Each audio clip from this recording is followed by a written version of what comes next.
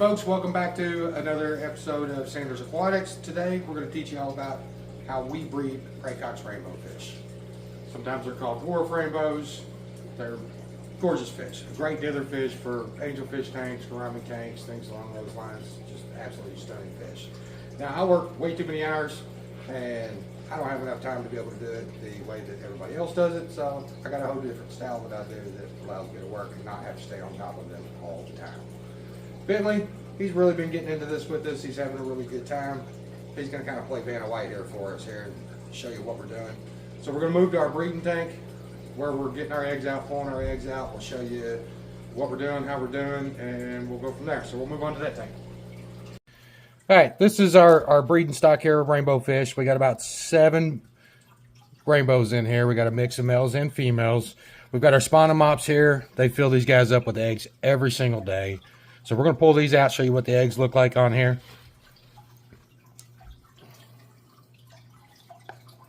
Get you a little tub or something there so that you don't lose a whole bunch. All right, guys, Bentley's going to show you what the eggs look like in a spawning mop. We've got them pulled out of the tank there. Bentley, you want to pull the spawning mop and start finding the eggs and show them what they look like?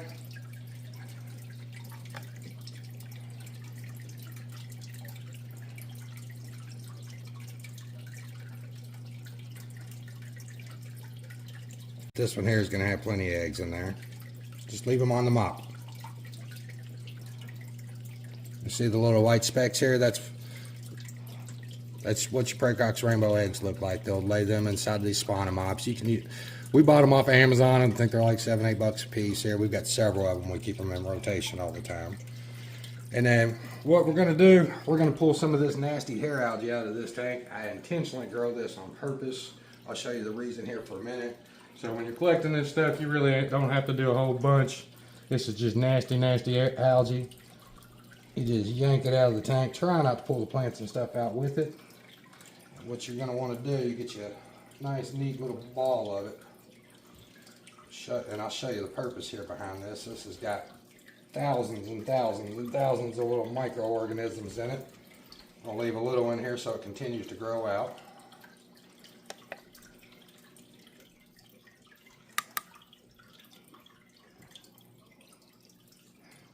We got it there. We're just going to make ourselves a nice, neat, little nasty ball of this stuff here. I'll show you the reason here in just a minute here. Come on, guys. We'll go down to our tank where we're getting all our babies growing out.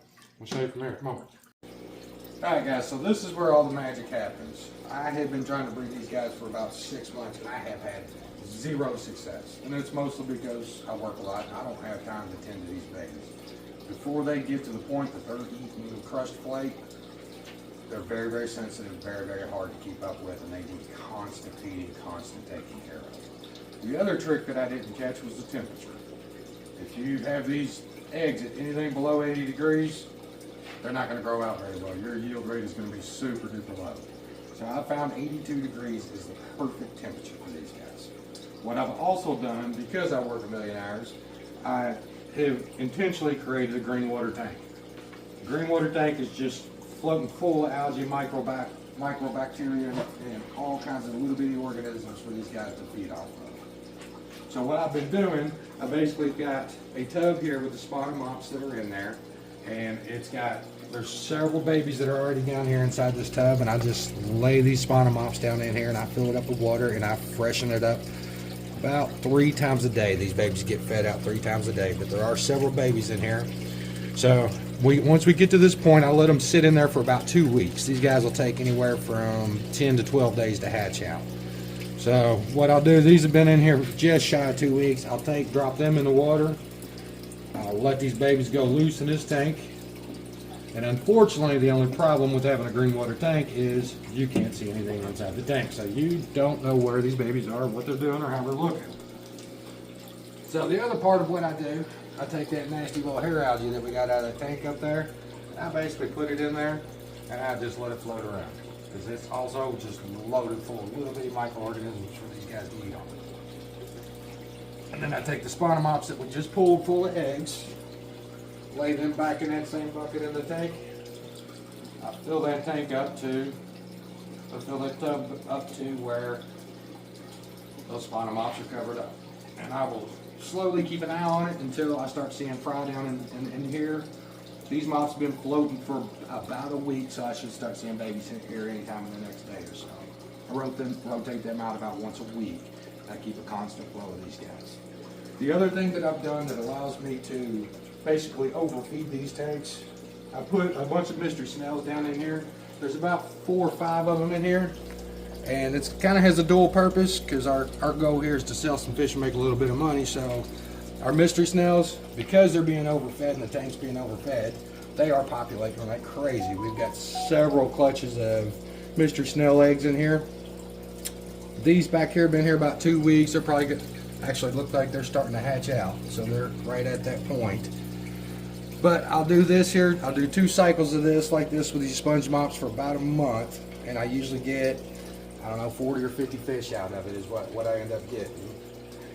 While they're in here, what I feed them with, I use just Takari's First Bites. That's all it is. Just a little powder. Doesn't take a whole lot. It goes a long way. Like I said, I intentionally overfeed this tank so I make sure these guys get plenty of food. And the snails do a great job of cleaning up behind me, so I don't have to worry about it as much. So we'll move on. I'll show you the next stage, what we're doing with these guys. Once you get them past this point and you get them to this next stage, they're easy from there. These guys are really, really awesome fish once you get them there. They get along well with everybody. They do really, really well with about anything that is not too much bigger than they are. But the next stage over here, we've got, once they get to here, this is our last batch that we let loose. There's about 40 fry in here. And these guys are, I don't know, maybe a 1/4 inch, maybe a 1/2 inch, not very big. They're starting to show some of the signs of rainbow fish. But I basically take some flake, I crush it up, give it to them. Every once in a while I'll feed them a little baby brine shrimp, but these guys are really omnivores, so you need a little bit of plant base in there for them too.